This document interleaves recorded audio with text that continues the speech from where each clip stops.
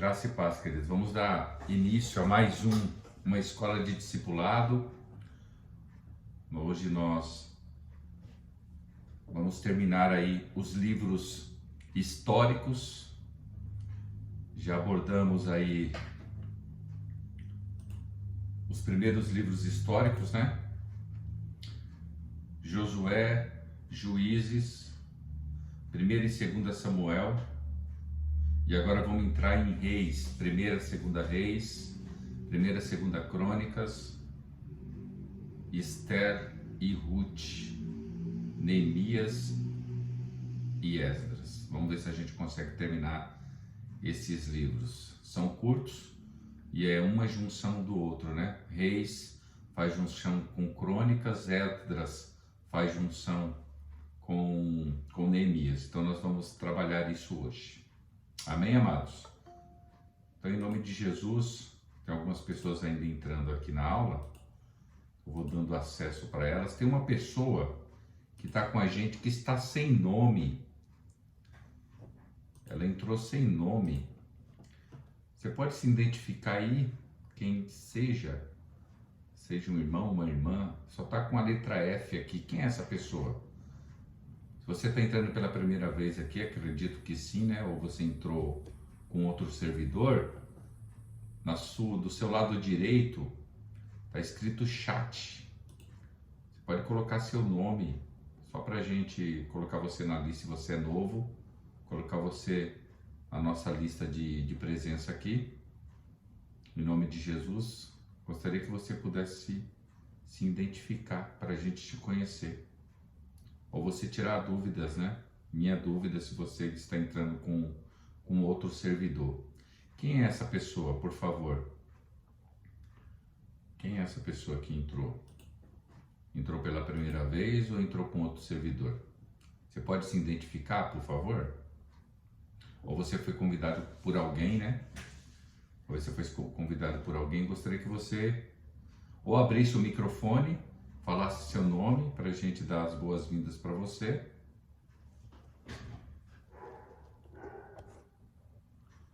Em nome de Jesus.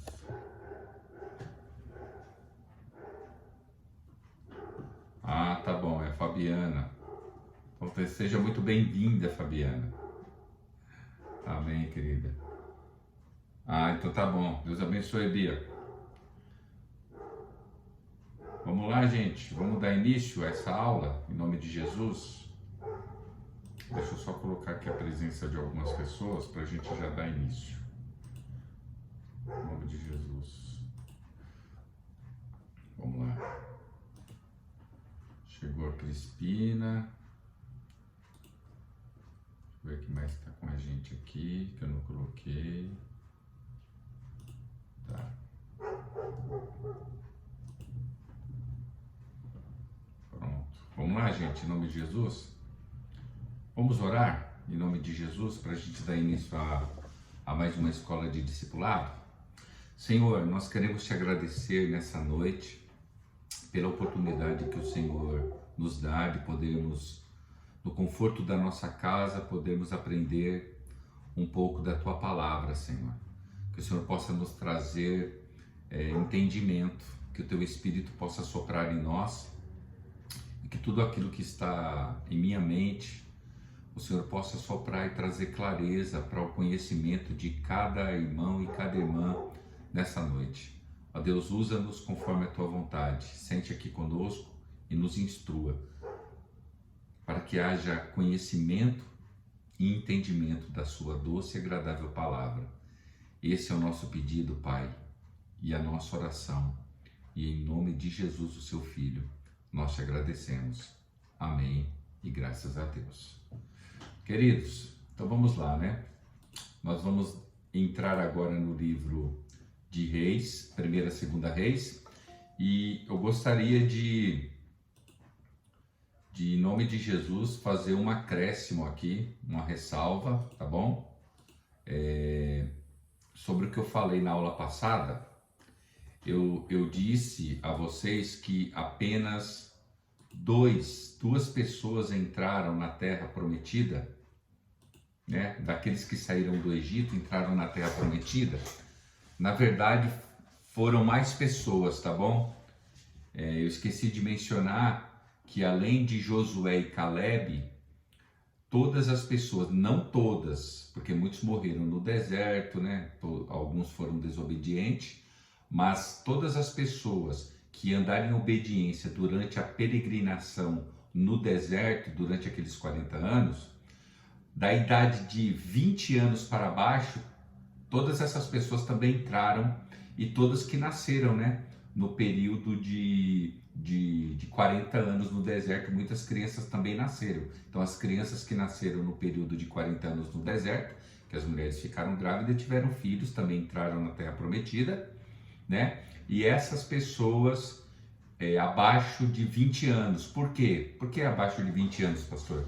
Porque os acima de 20 anos, de 20 anos para cima, eles eram da idade do exército. Então, como eles não quiseram entrar na Terra Prometida, então o que aconteceu? Então, eles foram banidos.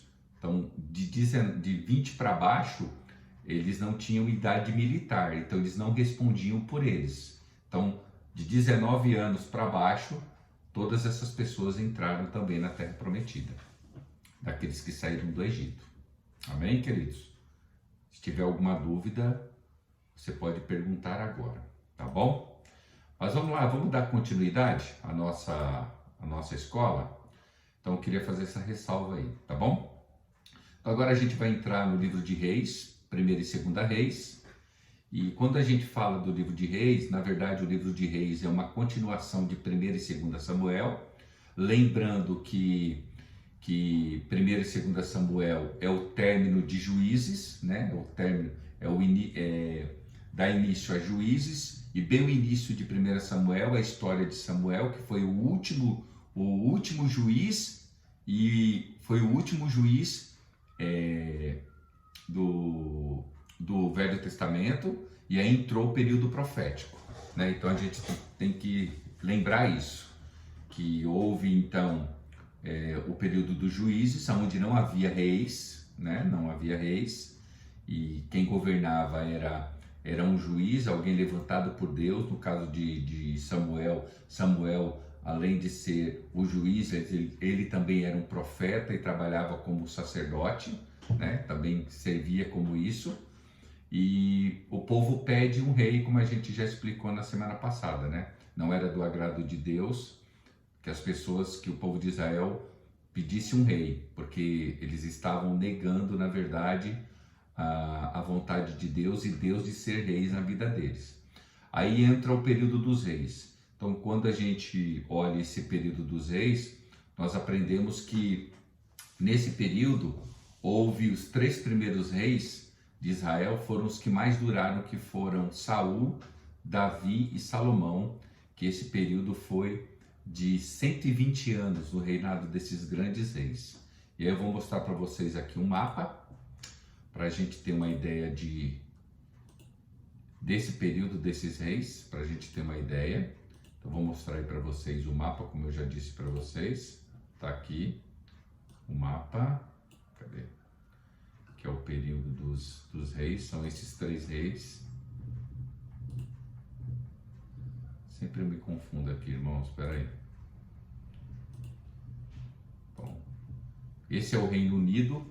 Então hoje a gente vai aprender sobre as divisões também dos reinos, né?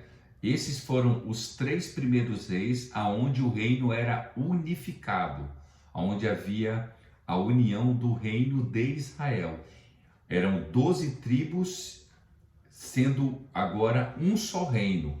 Então, na época dos juízes, cada tribo tinha o seu príncipe, né? Tinha o seu príncipe, tinha o seu líder tribal. E aí tinha Samuel como o juiz que reinava, lógico, sobre a influência de Deus. Deus o orientava. Se você tiver oportunidade, você leia o livro de 1 Samuel, os primeiros 7 capítulos você vai perceber isso, que Deus usava a vida de Samuel. Então, na verdade, Samuel era um estadista, era um comandante orientado por Deus, era um profeta, era um juiz, era um sacerdote. Então ele tinha várias funções. E Deus usava ele tremendamente, porque Deus ia orientando como deveria vencer as suas batalhas, e todas as batalhas era Deus que vencia.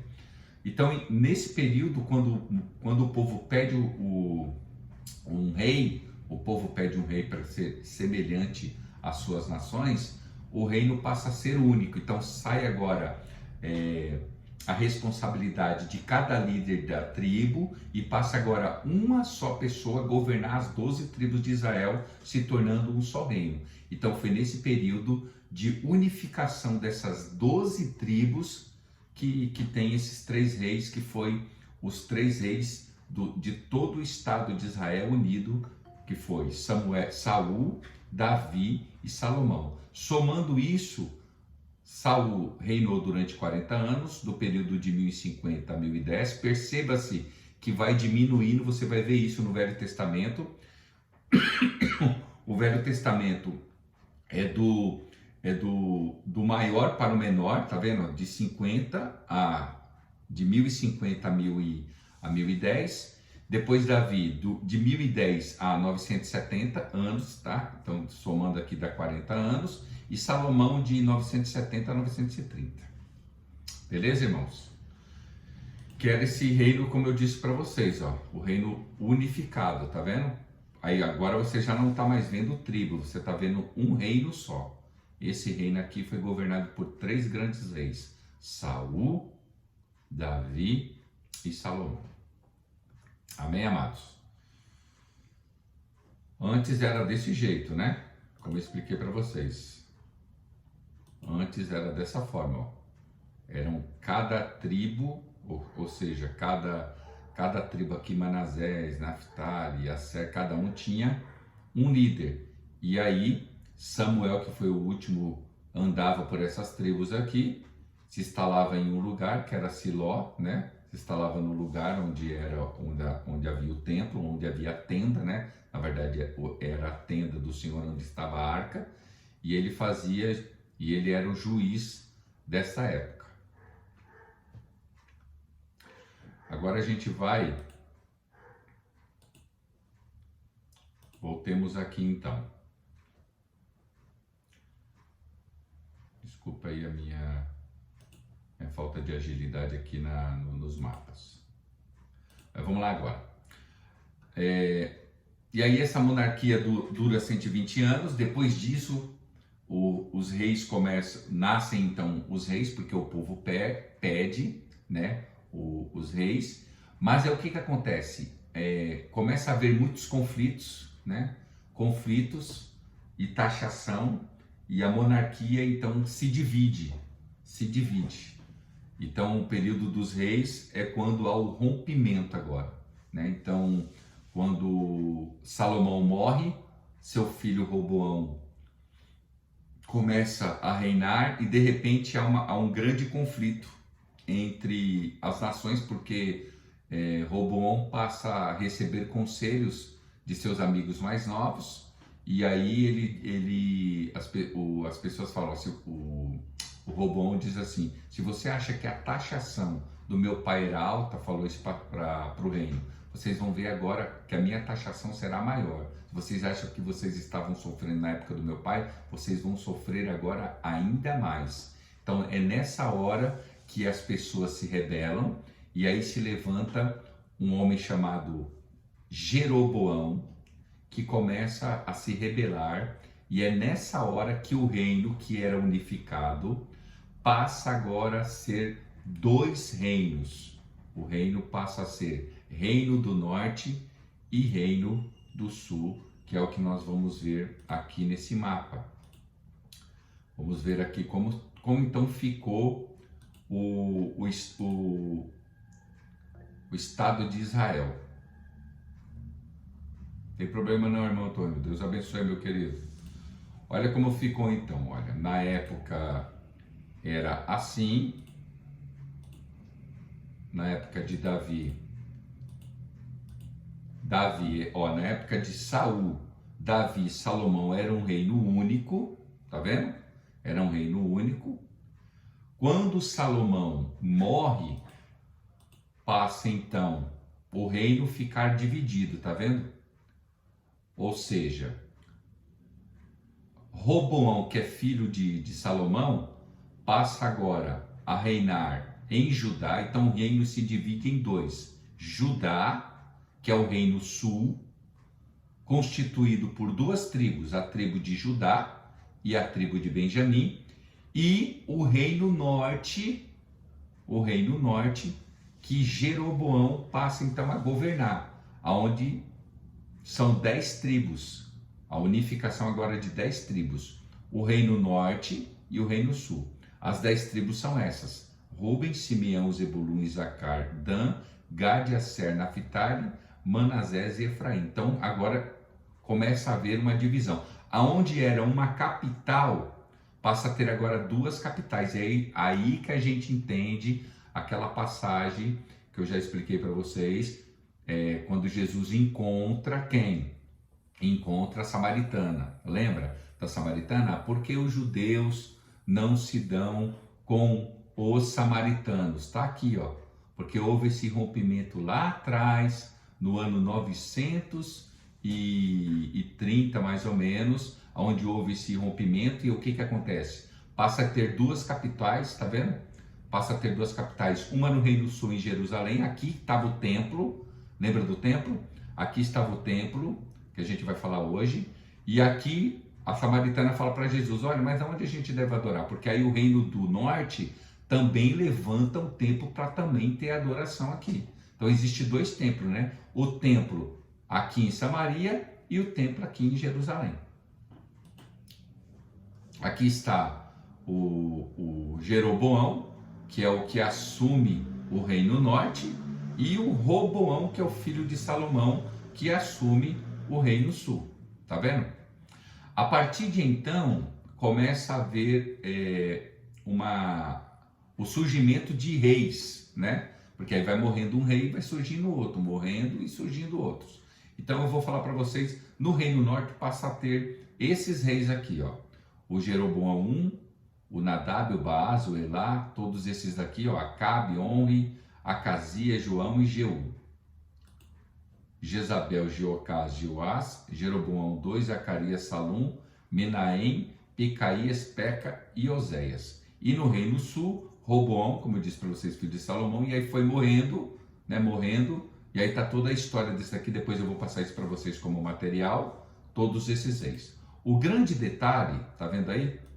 O grande detalhe está aqui, ó, no que eu vou explicar para vocês agora. Aqui está o grande detalhe. O que acontece? A partir dessa divisão, começa a haver então um distanciamento também do povo com Deus. Então o povo também começa a se distanciar de Deus, porque começa a haver divisões entre eles mesmos. Então hoje a gente percebe que quando há divisões no meio da igreja, Deus também se afasta. Porque querendo ou não querendo, existe também reinos ou líderes dentro de igrejas hoje, no âmbito evangélico, que era Deus está ali no meio do povo, como estava no reino de Israel, mas por causa das divisões, das interpretações de um e do outro a respeito de Deus, começa a haver divisões entre eles. Então, também podemos associar hoje da mesma forma. Então, a gente pode fazer uma associação a respeito disso. Amém? Outra coisa interessante, nos dois reinos, tanto no reino norte quanto no reino sul, houve 20 reis. 20 reis. O grande detalhe é que no reino norte, lá na parte de cima do reino norte, todos os 20 reis desobedeceram a Deus. Todos os 20 reis desobedeceram a Deus. E no reino sul, 8 reis foram obedientes a Deus, ou Deus aprovou esses 8 reis, que foram esses que eu mostrei para vocês no mapa.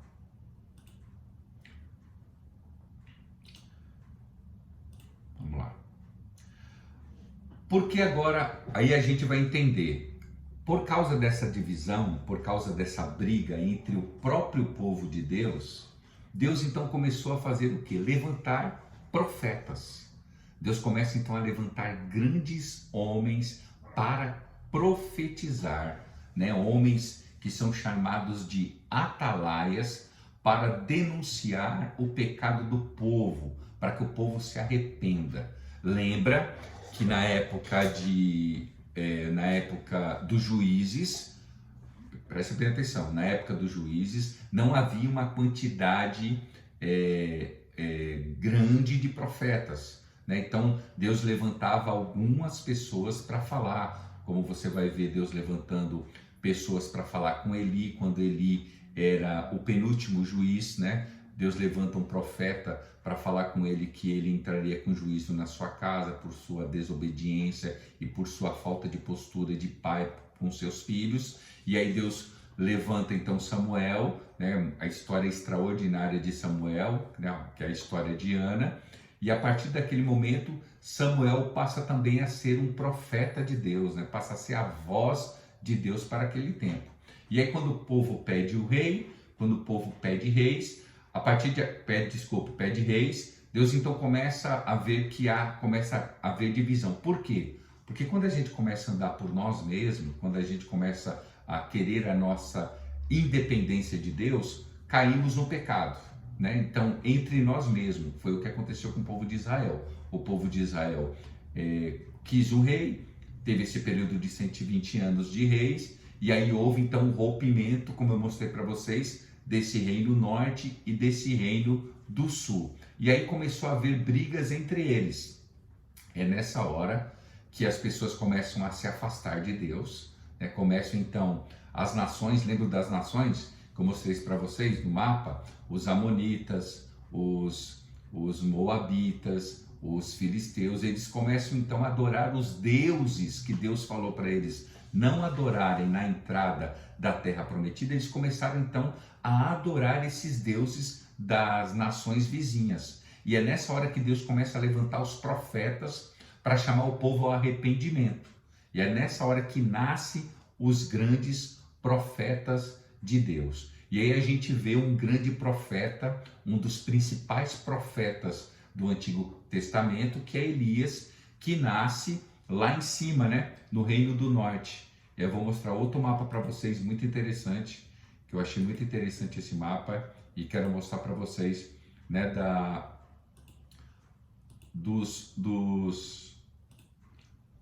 aqui, as épocas dos reis. Vocês estão vendo? Ó, vamos ver aqui. Os 3 reis que eu disse para você, tá bom? Os profetas da época, ó, Samuel, na época de Saul, tá vendo? Era o profeta da vez. Só tinha esses 2 profetas, ó, na época dos reis, né? E Natã, que foi aquele que, né, denunciou o pecado de Davi. Aqui você não vê nenhum profeta, tá vendo? Na época de Salomão, mas tinha profeta, que não está aqui no cronograma. E de repente você começa a ver a divisão. Olha que interessante, gostaria que você prestasse muita atenção aqui. Isso é muito legal. A divisão dos 2 reinos, ó, o reino de Israel, que é o reino norte, e o reino de Judá, que é o reino sul, onde houve as divisões, tá vendo? Aqui, essas subdivisões aqui são as divisões dos reis. Aqui são 20 reis, tá vendo? No período de 930 a 722 a.C.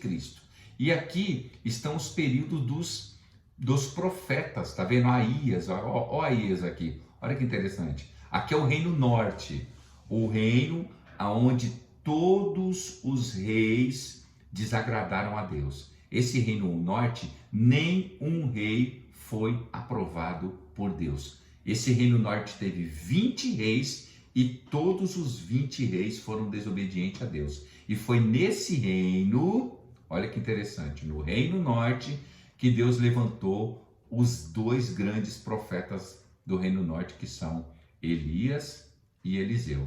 Mas dentre eles também, quem profetizou? O Jonas, tá vendo aqui? Amós. É isso que é interessante. Quando a gente começa a ler, preste muita atenção.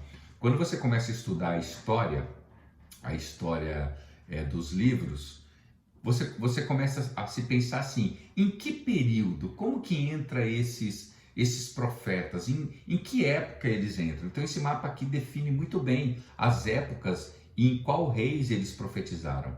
Quais foram os contemporâneos, tá vendo aqui, ó? Você olha aqui, ó, Aías, nesse período aqui, sem profeta, tá vendo?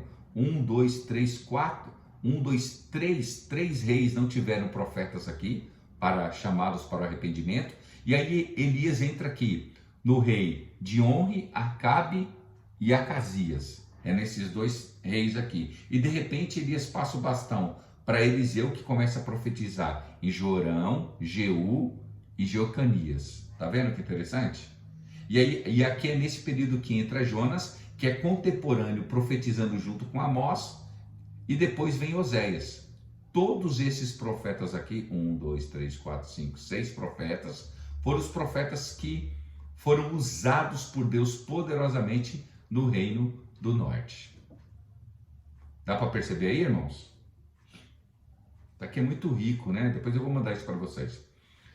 Quando você vai para o reino sul, que é onde estava Jerusalém, onde estavam os descendentes de Davi, tá vendo aqui? Quando você vai para o reino sul, você vê também os reis aqui embaixo, só que você vai ver que todos esses reis que estão em branco, ó, os que estão de azul, são os reis que foram desobedientes e foram reprovados por Deus.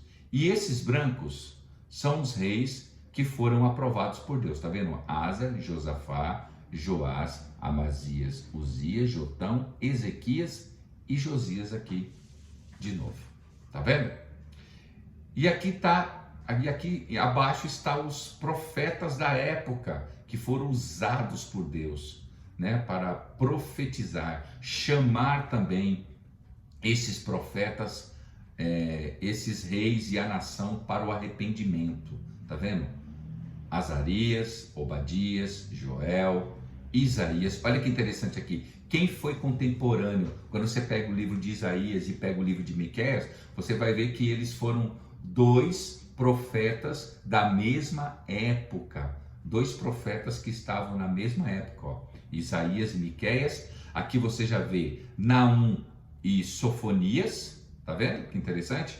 Depois você vê aqui Abacuque, tá vendo? Contemporâneo de Jeremias, que também foi contemporâneo de Daniel e Ezequiel, que nós vamos estudar aqui depois. Tá vendo que interessante? Então todos aqui, ó, sendo usados tremendamente. É lógico que aqui a gente vai ver Daniel sendo usado no cativeiro de Judá, né? Ezequiel também, só que Daniel dentro do palácio, um profeta dentro do palácio. Ezequiel, um profeta já com o povo do lado de fora no cativeiro, e Jeremias aqui, né, que ficou, enquanto esses estavam lá cativos, né, escravos, Jeremias então ficou aqui, né, e também foi um dos que profetizou que o povo ficaria 70 anos no cativeiro, que nós vamos aprender hoje, tá vendo? Aí aqui está mais aberto para vocês aqui os reis e os profetas da vez, tá vendo? Vou mandar isso aqui tudo para vocês, tá bom? E aqui também o reino do sul, tá vendo? Vocês entendem aqui, ó? O reino do sul e o reino do norte, tá vendo? Vou mandar isso para vocês. Vamos lá. Então a gente só para a gente entender como que funciona. Amém? Alguma dúvida até aqui, irmãos?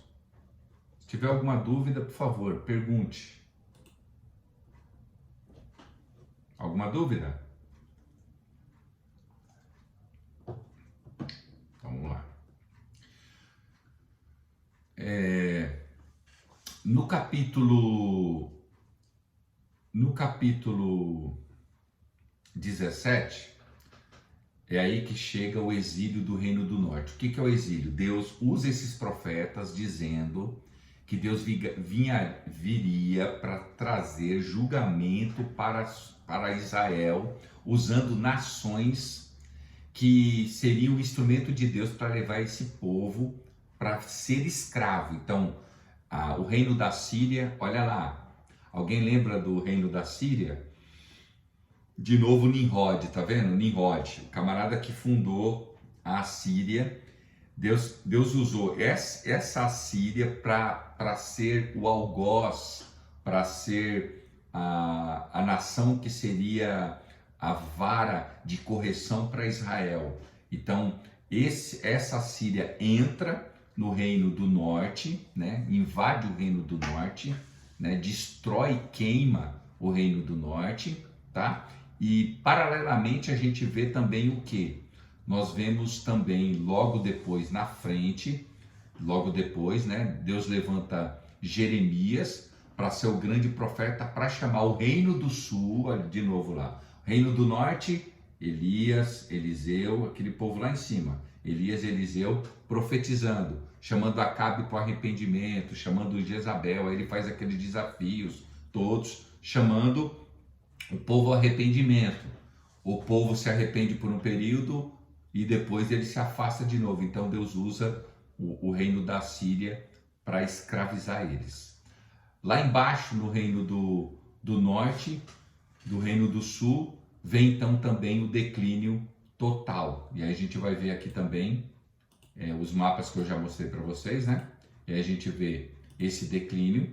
E no capítulo 18 até o capítulo 25 de 1 Reis, nós vemos quem? Aí já entra a história de Ezequias, né? Ezequias e Josias, que foram homens que trabalharam e se esforçaram, né, para cumprir a aliança de Deus, né, para chamar o povo de fato para se arrepender, né? Ezequias faz isso, mas de repente Ezequias morre e aí levanta o seu filho Manassés para ser rei e a gente vê o que acontece, né? Por intermédio de Manassés e a sua desobediência, o reino do sul começa a cair, a declinar, né? E a gente começa a ver todas essas coisas acontecendo. Então a gente vê o livro dos reis. Na verdade, quando a gente lê o livro dos reis, nós somos desafiados ao arrependimento, né? Então o livro dos reis, o escritor de reis, ou vários escritores do livro dos reis, eles foram, a ideia dos escritores, dos autores desse livro, foi chamar o povo ao arrependimento, né? Chamar ao povo de Deus ao arrependimento. E aí, quando a gente termina o livro de Reis, nós vamos entrar então no livro dos Crônicas, que é primeiro e segundo Crônicas. E aí a gente já vê algo diferente acontecendo. Enquanto o livro dos Reis está chamando o povo para o arrependimento, então a gente vê isso, os profetas chamando as pessoas para se arrependerem, os profetas chamando os homens a se dedicarem a Deus. Quando a gente lê o livro de Crônicas, se você já teve a oportunidade de ler, você vai ver que Crônicas já tem uma perspectiva diferente, já é voltado mais para o lado sacerdotal. A escrita é uma comunidade, a ideia de Crônica é uma comunidade de restauração. Então você vê aí, o Crônicas começa a voltar um pouco, ainda que trabalha junto com Reis, ela volta um pouco, porque vai falar um pouco sobre a construção do templo de Salomão, né? E aí a gente que vê que tem aquela passagem muito importante de Salomão, que Salomão pede sabedoria a Deus, e ali há a construção do templo. Então volta um pouco, porque esses dois livros eles estão encaixando, não é uma sequência, é um encaixe, né? Porque enquanto o Reis está chamando você para o arrependimento, Crônicas está chamando você para promover de Deus no templo. Então está chamando você para uma perspectiva diferente, uma perspectiva de ser sacerdote, voltado para o serviço do templo. Então a gente vê essa diferença entre Reis e Crônicas, que são livros que estão trabalhando juntamente, estão totalmente ligados. Então essa é a grande diferença. Então, quando a gente lê Reis, nós olhamos para nós temos que pensar em arrependimento. Quando a gente olha para Crônicas, nós temos que pensar sobre restauração. Arrependimento, restauração. Arrependimento e restauração. Então, quando você olha para Crônicas, você vê Deus falando sobre promessa, Deus falando sobre vitória, Deus falando sobre redenção de culto, organização de cultos e sacerdotes e levitas. Nós vemos o reinado de Salomão, a construção do templo, a dedicação do templo, né? A gente vê tudo isso e os últimos dias de Judá no cativeiro, onde é o testemunho do decreto de Ciro. E aí eu vou mostrar para você também algo que chama muita atenção, que são o templo que Salomão, acredito que muitos de vocês já tiveram a oportunidade de ver isso, o templo que Deus chama Salomão para construir, né? Chama Salomão para construir, ó, o templo exuberante. Aqui a gente vê o altar de sacrifício, as pessoas traziam os seus sacrifícios, os seus animais para serem queimados aqui. Logo aqui ao fundo a gente está vendo os sacerdotes, as pessoas que eram responsáveis por esse tratamento, tá vendo aqui? Aqui é a pia onde era lavado os animais para serem sacrificados, tá vendo? Aí aqui dentro do templo, o templo era dividido em duas repartições. O lugar santo, onde, lógico, somente os sacerdotes entravam, tá vendo? Aqui somente os sacerdotes entravam, aonde tinha o menorá, tá vendo aqui? O menorá, três peças importantes. O menorá, do lado, quando você entrava do lado esquerdo tinha o menorá, do lado direito tinha os pães, tá vendo? Esses pães, e logo à frente tinha o altar de incenso. Esses eram os três elementos dentro do lugar santo. E o lugar santíssimo, aonde estava a Arca da Aliança. Aqui nesse lugar, apenas o sumo sacerdote, uma vez no ano, podia entrar nesse lugar aqui, ó. Somente uma vez. Quem veio aqui, quem estava aqui no culto domingo, o Gil, a introdução dele, a sua introdução antes das canções, ele falou sobre isso, né? É nesse lugar aqui que a gente pode entrar, tá vendo? Antigamente só uma pessoa podia entrar aqui dentro, uma vez por ano, tá vendo?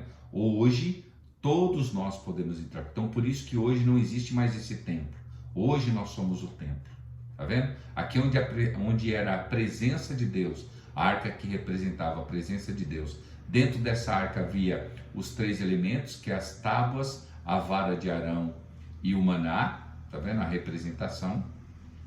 Então aqui era o lugar santo.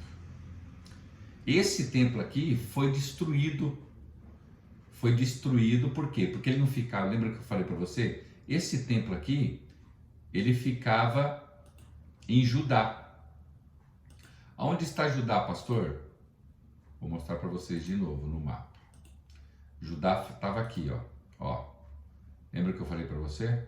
Ó, lá em cima, ficava aqui, ó. O templo estava aqui, ó, em Jerusalém, tá vendo? Nesse reino norte aqui, para explicar para vocês melhor, ó. Aqui em cima foi quando os assírios entraram. Então os assírios invadiram Israel e dominaram essa parte. Ficou o reino do sul para ser dominado. E todos os reis da linhagem de Jeroboão aqui, ó, todos foram maus, 20 reis. Foi aqui que Elias nasceu, ó. Elias, Eliseu, Jonas, Amós, eles eram profetas dessa região aqui, ó. Diferente dos outros que eu falei para você da região sul, que era de Judá. Aqui todo o povo foi invadido pelos assírios. Aqui embaixo o povo foram escravos dos babilônicos. Então, quando o Nabucodonosor, quando a gente lê o livro de Daniel, entra, ele destrói o templo, leva os materiais, os utensílios do templo para a Babilônia. É aqui, ó. Foi nesse reino de Judá. Então a gente vê aqui dois grandes cativeiros, o cativeiro assírio e o cativeiro babilônico. Isso é muito bom a gente entender. Tá bom, gente? É muito importante a gente entender isso. Amém? Então a gente está aqui no livro de Crônicas. Aí nós terminamos então o livro de Crônicas também. Aí a gente chega agora no livro de Esdras e Neemias. Aqui é muito legal a gente falar também sobre o livro de Esdras e de Neemias. Por quê? Porque o livro de Esdras e de Neemias é o livro que vai falar do povo que é escravo, o povo que não está mais na sua terra. Esse povo não está mais na terra deles. Esse povo foi levado para outra terra. Eles não estão mais no seu reino. Esse povo agora está onde? O povo está cativo, o povo está escravo em outra terra. E é nesse conceito que se escreve esses dois livros, né? Que é o livro da restauração, né? Deus chamando o povo para restauração. Esses livros são fantásticos, é interessante a gente ler esses livros, né? É nessa hora que a gente vê os profetas se levantando, né? Onde Daniel exerce, que eu falei para vocês, é nesse período que Daniel está exercendo, né, o seu ministério lá no palácio, né, onde ele mesmo vivencia 3 reinos, o de Nabucodonosor, o de Dário e de Sírio, né?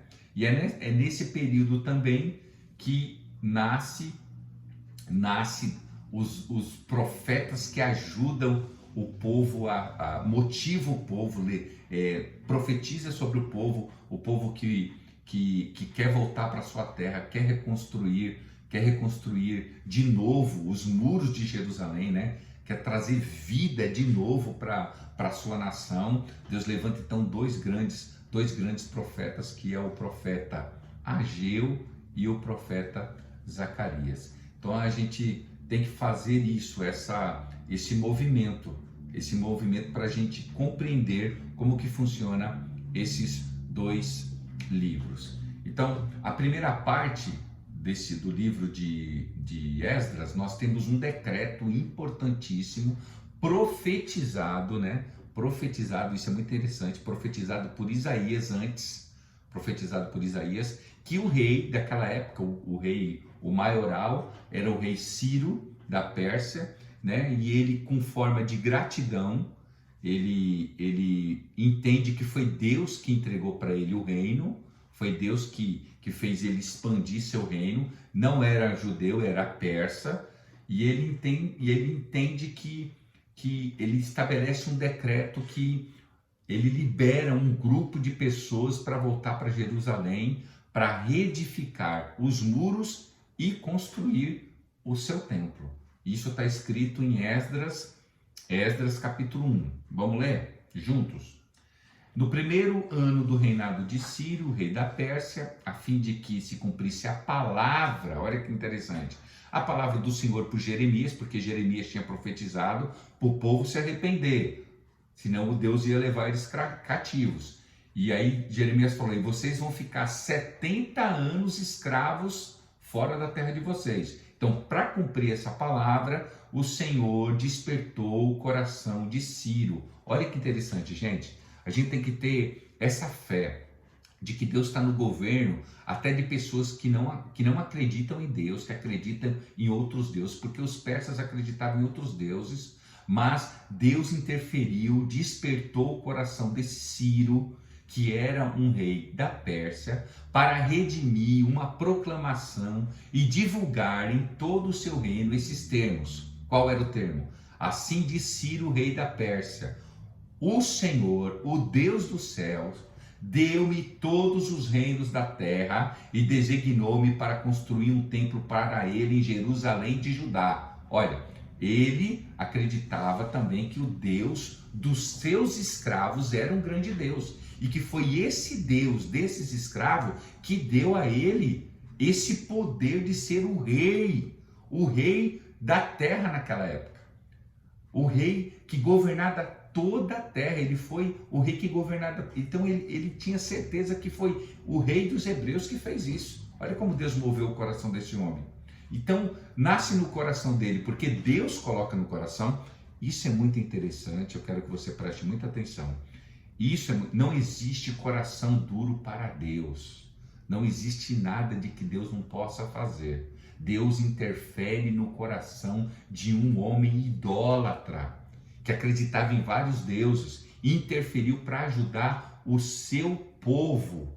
Olha que interessante. E aí ele continua: qualquer do seu povo que esteja entre vocês, que o seu Deus esteja com ele e que vá a Jerusalém de Judá, olha lá, o reino do sul, reconstruir o templo do Senhor, o Deus de Israel, não é o Deus dos persas, não é o Deus da Pérsia, é o Deus de Israel, o Deus que em Jerusalém tem a sua morada. Lembra? Quando Salomão levanta o templo, Deus fala assim: olha, eu vou morar aqui. É lógico que Deus não mora em templo, mas aqui, ó, toda oração que for feita neste lugar, então ele entendia isso também, que ali era o lugar onde Deus, o Deus de Israel, habitava.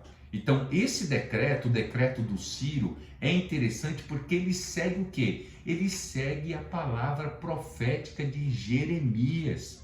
Jeremias, ele havia profetizado que o tempo do cativeiro duraria em média o quê? 70 anos. E depois o povo ia voltar. Então o rei Ciro, ele reconhece que Deus deu toda a terra para ele, todos os reinos. E ele entende que ele precisava fazer o quê? Se foi Deus, o Deus de Israel, que me deu tudo isso, eu vou liberar esse povo para reconstruir o templo desse Deus, reconstruir a casa desse Deus.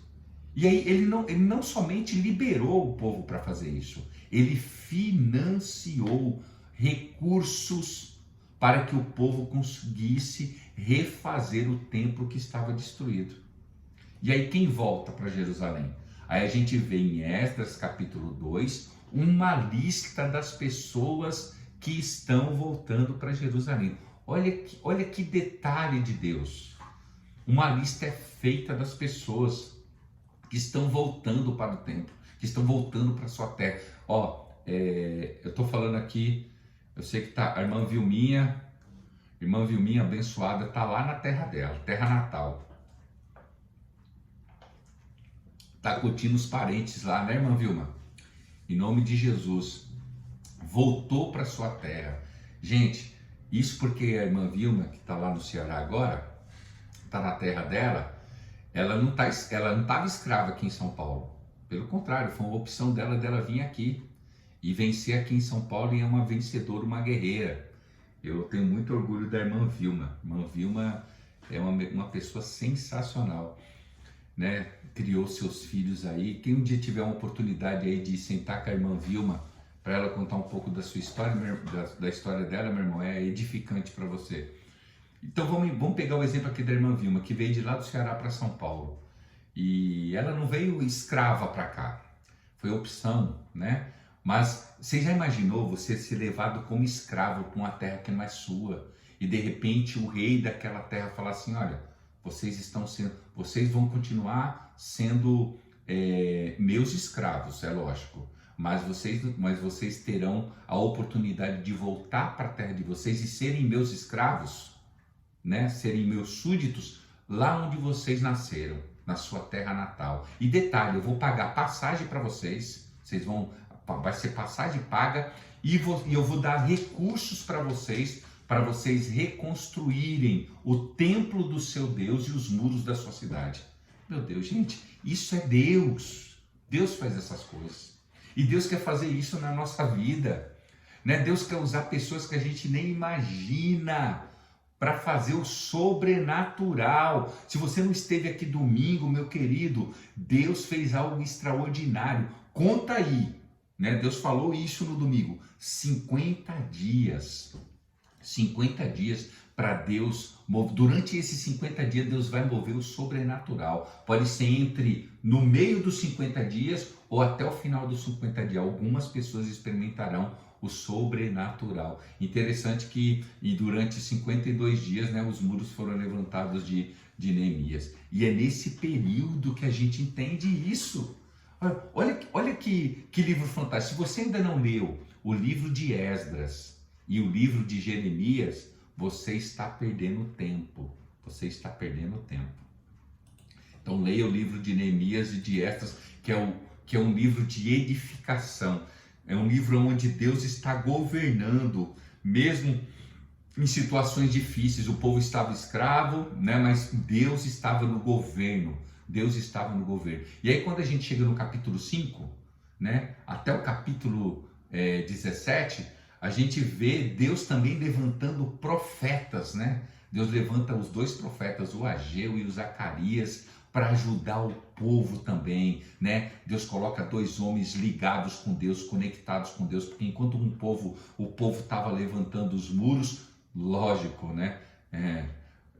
Toda vez que Deus está reconstruindo algo em nós, reconstruindo o nosso ministério, reconstruindo a nossa família, reconstruindo a nossa vida, né? Reconstruindo a minha saúde emocional, a minha saúde espiritual, é lógico que vai se levantar Tobias, Sambalate contra nós. É lógico que vai se levantar pessoas contra a nossa vida. E aí quando você lê o livro de Neemias, você vê isso, né? Faz essa junção de Esdras, o sacerdote, né? Então você vai ver no livro de Esdras, você vai ver Deus chamando as pessoas para a consagração, e no livro de Neemias, Deus chamando as pessoas para o trabalho. Consagração e trabalho, consagração e trabalho. E aí você vê um personagem principal de tudo isso, né? Que é o Neemias, o Zorobabel e o Esdras, o sacerdote, o líder, né? E um copeiro. Deus une essas pessoas para... Olha que tremendo. Enquanto o reino estava dividido, estava cada um fazendo do seu jeito, brigando entre si. E é quando a gente se une com um único propósito. É isso que Deus quer, queridos. Que a gente se une. O livro de Neemias e de Esdras é um exemplo da unidade da igreja. Nós devemos nos unir, nós líderes, nós membros da igreja, devemos nos unir para a reconstrução nossa e a reconstrução do reino de Deus.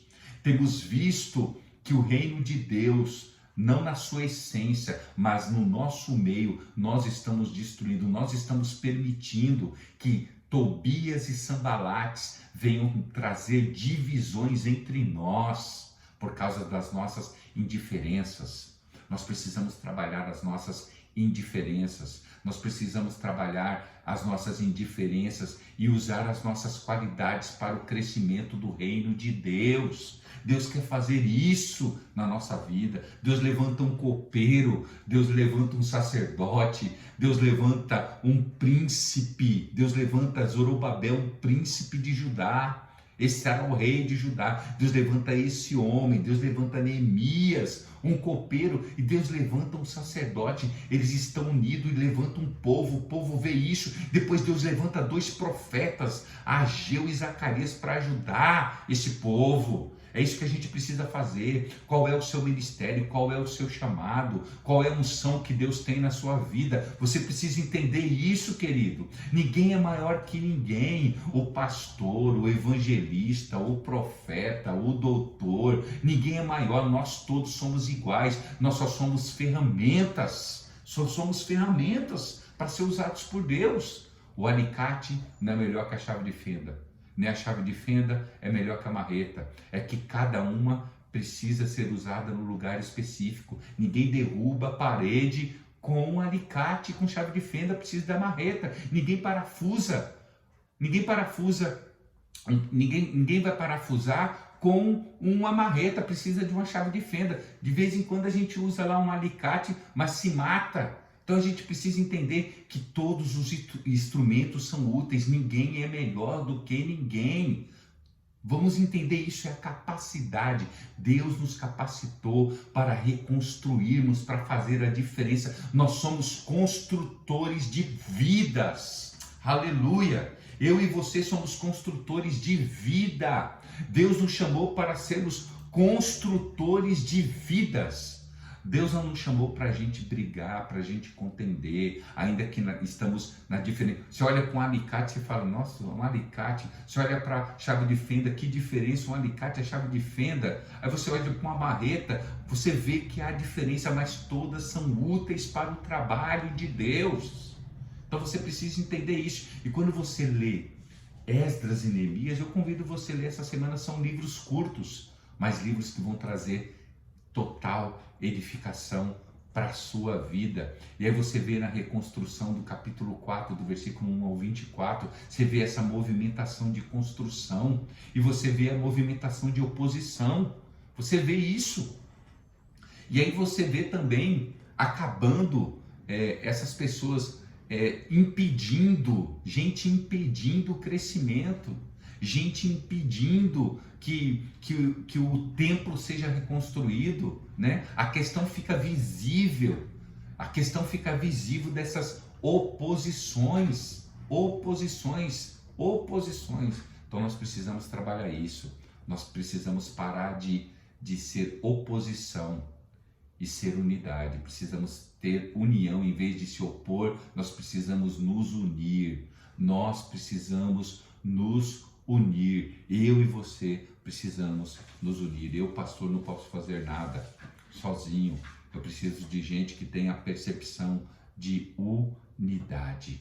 Então quando você lê a vida o livro de Esdras e o livro de Neemias, você vê Deus trabalhando no meio da unidade. Você vê Deus trabalhando, vendo as oposições. Pessoas vão se levantar e se opor contra nós, contra a vontade de Deus. Você vê isso. As pessoas querendo se opor contra a igreja. É o diabo que quer colocar divisão entre nós. É o diabo, querido. Eu e você precisamos entender isso. Se você não pôde estar com a gente no domingo, que você não pode... Olha, a mensagem está lá no Facebook da igreja. Preste atenção, desde o início do culto até o final, né? O Senhor, eu quero convidar você a assistir o culto se você não assistiu, mas não perca o culto não, né? Nós só temos agora tendo um culto só no domingo. Venha buscar a Deus, venha se unir com a gente.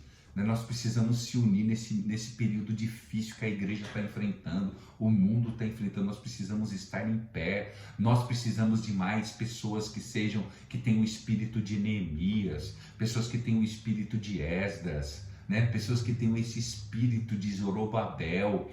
É nessa hora que o profeta Zacarias diz assim: gente, não é por força e nem por violência. Aí que a gente, dá para vocês entenderem? Quando você percebe que período que Zacarias estava profetizando isso? Não é nem por força e nem por violência, mas pelo meu espírito. Era no período que o povo estava reconstruindo o templo, no período que o povo estava sendo mais afligido. E aí Zacarias levanta e Deus fala assim: gente, é pelo meu espírito, não é por força, é pelo meu espírito. Vocês vão vencer pelo meu espírito. Aleluia! Nós precisamos compreender essa verdade. É pelo Espírito de Deus que a gente vence, é na força do Espírito Santo. Por isso que devemos estar unidos, muito mais unidos diante do Senhor. E aí quando a gente chega, e aí a gente termina o livro de Esdras e Neemias e já entra o livro de Ruth. E aí parece que como está numa sequência, a gente acha que é uma continuação, e não é. Quando a gente chega no livro de Ruth, a gente vê que é no período dos juízes. Aí a gente volta. Aí você volta o período dos juízes. Você pega agora a Ruth e volta lá para a época antes de Samuel. Então a gente precisa fazer agora um retorno. Rebobina a fita e volta lá para o livro de Ruth. Ruth é na época antes de Samuel, na época dos juízes, né? A gente vê esse livro que também vai falar do quê? Da ação de Deus. Quando você vê Ruth, você vê Deus agindo de uma forma misteriosa, né? O início parece que é uma coisa meia estranha, né? Morre o esposo da Noemi, morre os 3 filhos, morre 4 pessoas. O livro começa com uma tragédia, dizendo que eles saem de Jerusalém, saem de Belém e vão para Moabe. Olha aí, eles vão para Moabe, para uma terra estranha. Eles estão indo para uma terra estranha, né? Procurar ajuda para os estrangeiros, e de repente lá encontra a tragédia. Morre o esposo da Noemi, morre os seus filhos, e aí só sobra 2 noras. E ela vai falar, puxa vida, agora eu vou voltar para minha terra, né? Vou voltar para minha terra. E aí fala para as noras, ó, vocês fiquem aí, casem novamente, porque eu não vou poder mais ajudar vocês. E aí tem toda aquela... se você não lê o livro de Ruth, leia, que é extraordinário. E a gente vê uma estrangeira se converte à religião, se converte ao Deus de Israel, às leis de Israel. Então Ruth fala assim, não, eu quero servir esse Deus. Então eu vou ir com você, vou voltar para sua terra e quero servir esse Deus. E aí a outra órfã volta para a sua cidade, no mínimo casa com outro homem, e Ruth segue com a sua sogra. E aí a gente vê olha de novo aí, a gente vê a unidade, né? Onde muita gente acha que nora e sogra não deveriam dar bem. A gente vê na Bíblia que uma nora e uma sogra deve dar bem, deve se dar bem, né? A gente vê aí o diabo quer entrar na família, o diabo quer entrar na família e às vezes quer usar isso. Olha que diferença, a Ruth, a Ruth, além de ser uma estrangeira, era a nora de Noemi. Então ela tinha duas razões para não gostar dessa moça, né? Duas razões. Primeiro, porque ela não era da sua mesma religião e era estrangeira. Mas de repente o testemunho dessa sogra, né? Olha que livro maravilhoso, né? Leia Ruth. E a gente percebe que o testemunho da sogra, olha como é importante a gente dar um bom testemunho. O testemunho da sogra, só o testemunho dela passa a Ruth falar, puxa vida, eu quero esse Deus. Mesmo, olha que interessante, mesmo na tragédia, porque Noemi muda até o próprio nome, diz assim, eu sou uma pessoa amarga, eu sou uma pessoa que Deus não é comigo. Mas Ruth fala assim, mas lógico que Deus é com você. Deus é tanto com você, que eu quero servir esse seu Deus. Então mesmo no meio do sofrimento, mesmo Noemi perdendo o esposo e os dois filhos, a Ruth queria o Deus dessa mulher. A Ruth queria viver do lado dessa mulher. Olha que exemplo de sogra. Olha que exemplo de mulher. E Deus quer usar as mulheres da nossa igreja. Eu sinto, Deus quer usar você, mulher. Eu sinto isso, Deus quer usar você. É você que Deus quer usar, em nome de Jesus. Deus quer usar você para ser uma boa mulher, para ser uma boa esposa, para ser uma boa nora, para ser uma boa sogra. Deus quer usar você, em nome de Jesus. É por intermédio do seu testemunho que a sua nora vai se converter, vai entender o plano de Deus. Aleluia! Você que é nora, é por intermédio de você que a sua sogra vai entender o plano de Deus na sua vida. Aleluia! Eu creio nisso.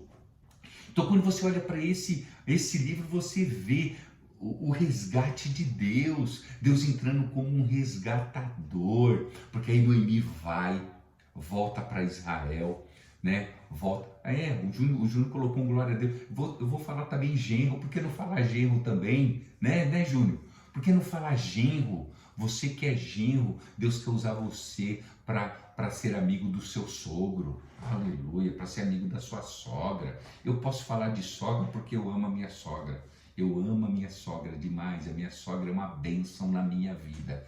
Eu posso falar com a boca cheia que a minha sogra é bênção. Minha sogra é bênção, bênção de Deus. Eu só glorifico a Deus pela vida da minha sogra é bênção de Deus.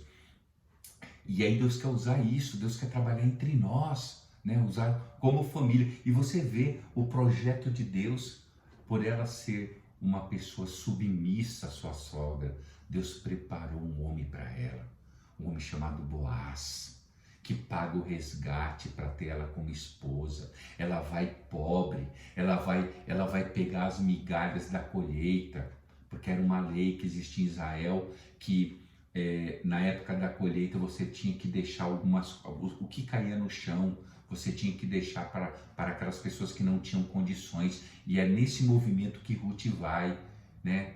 Elas não tinham dinheiro para comer, mas Ruth vai nas colheitas e de repente, não importa, olha o que Deus está falando. Talvez você não tenha condições, mas Deus pode preparar o melhor para você. Deus preparou um homem de Deus, não é só um homem rico, não. Deus não quer preparar pessoas que têm condições, não. Não é só isso, não, gente. Deus quer preparar pessoas de Deus. Tem gente de Deus abençoada. Deus pode preparar uma pessoa de Deus abençoada. Eu estou dizendo que tem que ser sempre abençoado, porque o mais importante é você ter a bênção de Deus. Não precisa ter só isso daqui, não. Tem que ter a bênção de Deus. E Boaz era um homem abençoado, um fazendeiro abençoado por Deus, um homem abençoado por Deus, que Deus deu para Ruth esse homem, porque ela foi obediente. Sabe o que ela foi? Ela foi grata. Olha o que a gratidão nos leva, o movimento da gratidão, aleluia.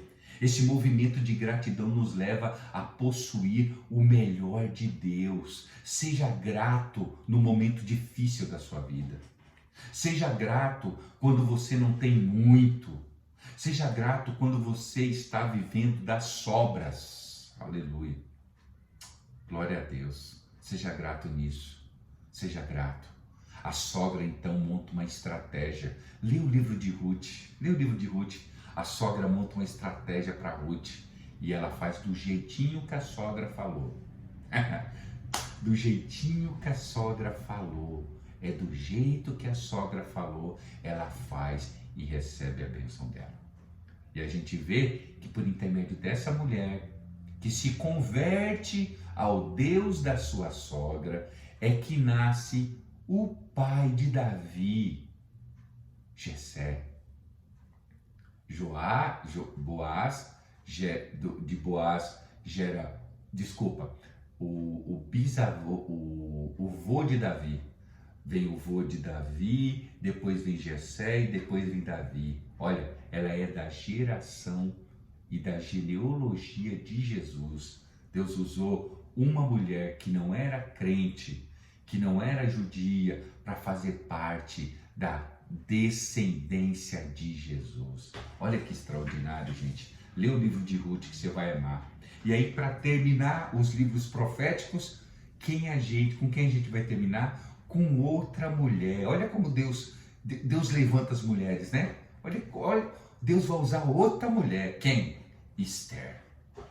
Outra mulher também pobre, também escrava, passando um aperreio na vida, criada pelo primo que se tornou pai, um primo pai, Mordecai. Olha como é importante a gente dedicar a nossa vida aos pequeninos. Olha como é importante a gente dedicar a nossa vida para quem não tem pai, para quem perde. Como é importante a adoção. Às vezes a gente fala assim, puxa vida, escute bem, não está no script aqui, tá?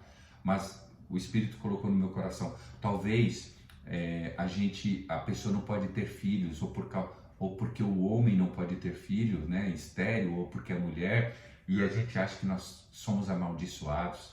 Não. Olha que interessante. Deus usa um homem para adotar uma criança, não sabendo que esse gesto de adoção levaria a uma nação a não ser destruída. Olha que sobrenatural, olha que extraordinário. Lê o livro de Esther também, querido, que é curtinho. A história dessa menina órfã, menina que tinha perdido os pais. É adotada pelo primo. O primo cuida, né? O primo cuida. Enquanto a gente está vendo aí um monte de pedofilia, o pai, os próprios pais, né? Os próprios pais abusando dos seus filhos. Olha aí um primo que não fez isso. Um primo que foi íntegro. Um primo que cuidou de uma prima, como se fosse sua filha. Olha como é importante a gente cuidar das pessoas. Olha como é importante a gente adotar uma vida, né? Como depositar uma vida. Ele não sabia o que Deus ia fazer na vida dele e de uma nação. Ele adota, ele cuida com amor dessa menina chamada Esther. E de repente Deus acha por bem, né? Ela é escrava. Deus acha por bem, por ela ser bonita. A Bíblia diz que ela era bonita, formosa. Ela é chamada para participar do harém. Como ela era escrava, ela tinha que ir. Mas olha o mover de Deus. Deus leva ela para o harém do rei Assuero. A mulher que tinha tudo, que era Vaste, é o livro das mulheres. A mulher que não dá valor para o que tem e não dá valor para o seu esposo, e a outra que não tem mulher, que não tem esposo. Presta atenção. A Vaste que era bocuda, a Vaste que batia de frente com o esposo, perde o reinado. Olha que interessante. A Vaste que reclama de tudo, a Vaste que era bocuda, era ignorante, olha que interessante. Perde o reinado. Ela era rainha, perde o reinado porque era bocuda, era imprudente, era ignorante. E a outra humilde, que estava ali diante de Deus, mesmo sendo uma escrava, Deus usa, Deus manda essa Vaste embora, ela perde o reinado. Ela não precisaria perder o reinado, mas porque ela é bocuda, ela é reclamona, ela perde o reinado. Lê lá o livro de Esther. E aí Deus levanta essa mulher. Desobediente, né, pastor? Oi? Desobediente, rebelde. Desobediente, rebelde. Desobediência, né? Isso mesmo. Olha que interessante. Ela era a principal esposa do rei. E aí ela perde a oportunidade. E aí, meu irmão, a outra que está diante de Deus, né? A outra que está diante de Deus, está ali, humilde, escrava. De repente Deus abre os olhos do rei e fala: puxa vida, essa menina ela é diferente. Essa menina é diferente. Lê lá o livro, que tremendo. Ela leva ela para o palácio, já muda a história dela. Do harém, ela já passa a ser agora a rainha. E aí é Deus trabalhando, mas há oposição de novo oposição. Se levanta um endemoniado chamado Amã para querer destruir o povo de Israel. Mas o Mardoqueu, que era um homem de Deus, estava lá e não se dobrava diante de ninguém. E ele queria matar Mardoqueu, queria matar o povo judeu. E aí, meu querido, Deus faz um reboliço nesse livro. Um livro de oposições, de tramas. Um livro de tramas, de oposições, mas também um livro de jejum. Essa mulher fala assim: gente, vamos entrar em jejum. Essa menina aí humilde, essa mulher bonita e humilde, né? Ela era bonita por dentro e por fora. Ela falou: não, gente, vamos fazer um jejum de 3 dias para Deus mudar essa história. Eu vou entrar diante do rei. Ele que tem que me chamar para mim entrar, para ir na presença dele. Mas se vocês orarem por mim, quando eu ir de frente a ele vai achar em mim formosura. Deus vai colocar em mim graça e ele vai permitir que eu entre na presença dele. Ah, meu irmão, quando a gente começa a orar, ou talvez está faltando isso para você, meu querido. Talvez está faltando isso, minha querida, para você. Talvez o seu casamento, talvez o seu relacionamento, talvez a sua família está prestes a perder a vida. Está faltando você se posicionar, está faltando você levantar jejum, está faltando você levantar oração, porque senão você vai perder o seu reinado na sua casa, você vai perder o seu reino. Nós temos um reino, o nosso lar. O nosso lar é o nosso reino. Deus está falando aqui com as mulheres. Lógico que os homens têm que fazer isso, mas eu falo aqui para os homens direto. Mas eu quero chamar a sua atenção, você que é Esther, você que é Esther do seu lar, você é uma mulher que pode se colocar também na brecha, pode levantar um jejum para a sua família, para os seus filhos, para o seu esposo, para o seu reino, porque é isso que o diabo quer. O diabo quer destruir o seu reino, o diabo quer dizimar a sua descendência, porque era essa a intenção de Amã. Amã era invejoso e o diabo tem usado pessoas para invejar a sua casa, invejar a sua família, os seus filhos e o seu cônjuge. O diabo tem esse poder e usa pessoas como usou Amã. Ah, mas essa menina se posicionou. Oh, meu querido, essa menina se posicionou, colocou o povo para jejuar, o povo jejuou e ela entrou na presença do rei. O rei recebeu a Esther. Deus recebeu o jejum do seu povo. Deus recebeu a oração do seu povo. E sabe o que aconteceu? A forca que Amã tinha preparado para Mardoqueu, a forca que Amã tinha preparado para o homem que tinha investido naquela menina. Olha como é importante. Eu vou falar para vocês o que o Espírito de Deus tem colocado no meu coração. Às vezes a gente fica decepcionado com pessoas. Às vezes a gente investe muito tempo em pessoas, investe tempo, e às vezes a gente fica decepcionado. Talvez você investiu algum tempo em algum Judas, como Jesus investiu, mas talvez Deus vai levantar Esther que você investiu também. Então não deixe de investir em pessoas por causa de alguns, porque Pedro deu certo, Tiago deu certo, Pedro, Tiago, João deu certo, Bartolomeu deu certo, Felipe deu certo, Mateus deu certo, todos esses homens deram certo, só quem não deu certo foi o Judas. Investe mesmo, adote pessoas, faça discípulos, né? Seja uma pessoa que tem amor a fazer discípulos para o reino de Deus, porque foi isso que Amã fez. Amã fez uma mulher de Deus e ela honrou ele e a nação quando ela estava lá em cima, porque às vezes a gente está aqui embaixo, ó, e Deus vai colocar a gente numa posição elevada, e Deus quer usar a gente na posição elevada. Então recebe aí, meu irmão, recebe, porque hoje a gente pode estar aqui embaixo, mas o mesmo Deus que abate é o mesmo Deus que exalta. Chegou o tempo daquela Esther ser exaltada. Aleluia! E aí sabe o que aconteceu? O rei mudou o decreto. Falou assim, olha, não vamos matar, vamos dar armas para esse povo lutar. Vamos dar armas para os hebreus lutarem. Nós não vamos tirar, não, vamos dar armas para esse povo lutar. E sabe o que aconteceu? O povo prevaleceu.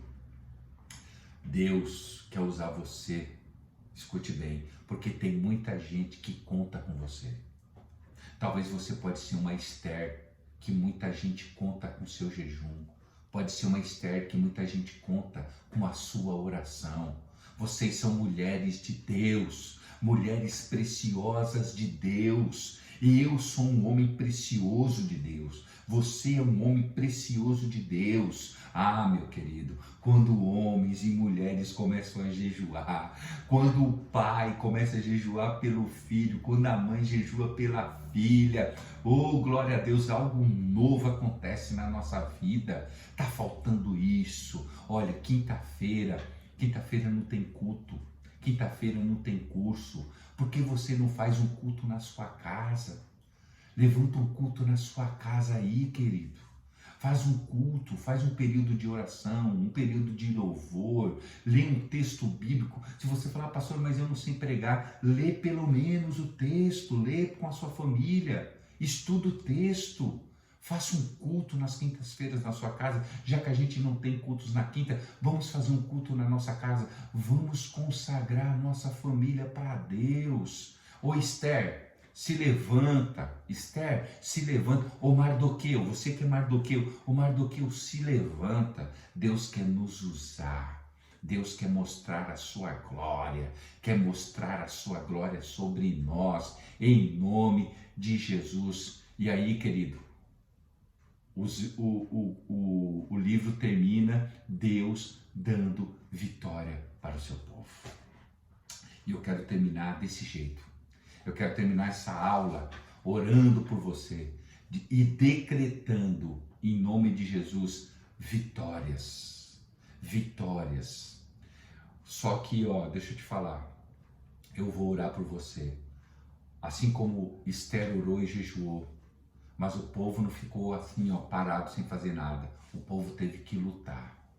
Você está parado. Você está parado aí. Não adianta ficar parado.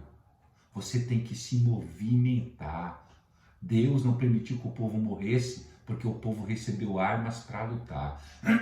Eles não ficaram. Deus ajudou o povo. Deus não fez 100%. 50% foi o povo e 50% Deus. Deus interferiu no decreto, mas o povo teve que arregaçar as mangas e lutar pela própria vida. Você precisa lutar com a sua oração. Armas é a oração, é o jejum, é a consagração. Você precisa lutar para isso, meu irmão. Em nome de Jesus. Essa é a sua luta. Luta com as armas de Deus e vença em nome de Jesus. Curva a sua cabeça que eu quero orar por você em nome de Jesus. Curve aí, Esther, sua cabeça em nome de Jesus. Curve aí, ô Mardoqueu, sua cabeça em nome de Jesus. Eu quero orar pela sua vida, Senhor. Ó Deus, nessa unção, Senhor, da tua palavra, na conclusão, Senhor, desses livros históricos, de tantas histórias de homens e mulheres, histórias sim, Senhor, histórias de pecados, histórias de arrependimentos, histórias, Senhor, de declínio, mas também histórias de exaltação, histórias de oposição, mas histórias de vitória. É nessa hora que eu oro, ó Deus amado, por Estérs. Eu oro por Rutes, por Mardoqueus, eu oro por Esdras, por Neemias, eu oro, Senhor, ó Deus, por tantos homens e mulheres de Deus que estão assistindo esta aula, ó Deus, e mediante a tudo que a gente aprendeu neste lugar, eu quero profetizar, ó Deus, sobre a vida dos teus filhos, como sacerdote da sua casa, como ministro da tua palavra, que o Senhor mude a história do teu povo, Senhor.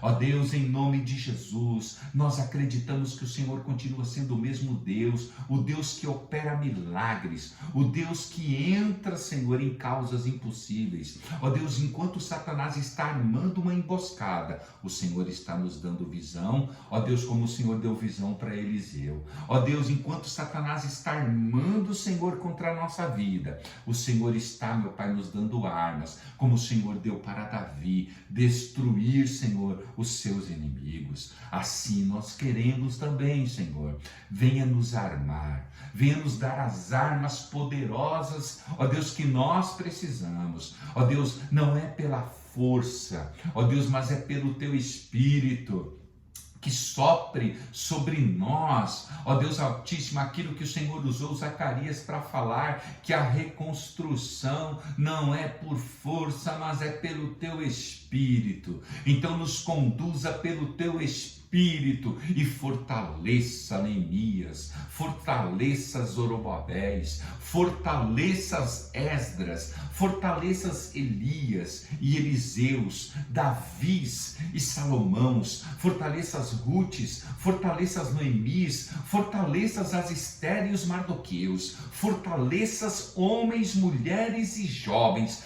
para serem, ó Deus, o projeto e a força e a arma do Senhor para essa geração. Todo espírito espírito de esfriamento, todo espírito de pecado e de destruição, caia por terra nesta noite. Levanta uma igreja forte, levanta uma igreja pujante. Dai-nos, meu Pai, da sabedoria e da destreza. Dai-nos, ó Deus, da unção e da graça, para que possamos vencer no nome de Jesus. Amém e graças a Deus.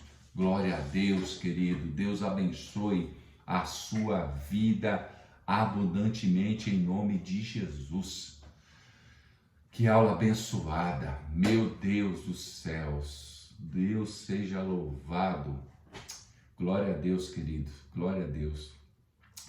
Deus abençoe você em nome de Jesus. Deus te abençoe abundantemente. Quero te ver em nome de Jesus no domingo. Deus tem algo ainda a nos entregar. Em nome de Jesus, tem uma semana abençoada. Em nome de Jesus. E terça-feira que vem, nós vamos dar início aos livros poéticos. Então, não se esqueça, você tem um compromisso marcado terça-feira às 20 horas, em nome de Jesus. Livros poéticos. Amém, irmã Vilma. Deus abençoe sua vida, minha querida. Não esquece do meu queijo, em nome de Jesus, irmã Vilma. Dá um abraço aí em todos os cearenses, em nome de Jesus, nessa família abençoada da senhora aí. Deus abençoe Viviane, Isabela, Soraya, Jéssica, Príncia. Deus abençoe Paulinha, em nome de Jesus. Júnior, Deus te abençoe. Seja muito bem-vindo, Júnior. É o primeiro dia do Júnior com a gente. Seja bem-vindo, Júnior, em nome de Jesus. Em nome de Jesus. Pastora Josi, Deus abençoe, minha querida, minha amada, minha Estherzinha, em nome de Jesus. Ô Esther, em nome de Jesus. Daqui a pouco eu estou aí em casa, Esther. Deus te abençoe, em nome de Jesus. Ô, glória a Deus. Janaína, Deus abençoe a todos vocês aí. Crispina, Antônia, Flávio, abençoado de Deus. Deve estar bem pretinho, né, Flávio? Glória a Deus, aleluia. Dá um abraço aí na Liliane por mim, em nome de Jesus. Toninho, Deus te abençoe, querido. Deus abençoe. Seu Gilcinho, abençoado de Deus. Deus te abençoe, seu Gilcinho. Hoje estava gostoso, né? O arrumadinho, glória a Deus. Deus abençoe vocês, meus queridos. Ivanice, beijo no seu coração, minha irmã. Queridos, um beijo. Deus abençoe vocês abundantemente, em nome de Jesus. A irmã Iraci também está aqui. Irmã Iraci, Deus abençoe sua vida, minha querida, em nome de Jesus. Amém? Vão em paz. Deus abençoe vocês, em nome de Jesus. Vamos ficar com esse louvor aqui, ó. Louvor abençoado.